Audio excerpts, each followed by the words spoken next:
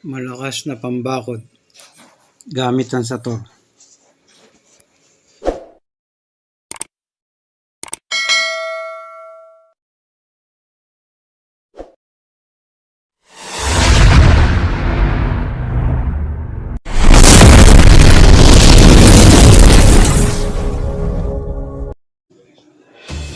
Pagpalang muli po sa inyong lahat na sumusubaybay sa aking video. Ako po ay magbabahagi sa inyo ng kaalaman, orasyong pambakod sa sarili gamit ang sator.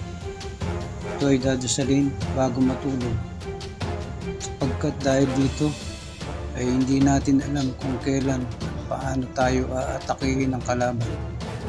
Dahil dyan ay madali nila tayong atakihin sa oras ng ating pagtulog. Mabuti na yung nakahanda tayong lagi na may panlaban at pangontra laban sa kanila. Kung malawak na po ang inyong kaalaman sa kasaysayan ng sator, ito ay inyong pagkaingatan, sapagkat alam naman po ng karamihan na ang sator ay may kanan at kaliwa na gamit. Nasa inyo na lang o depende sa inyong gagamitin o paggagamitan.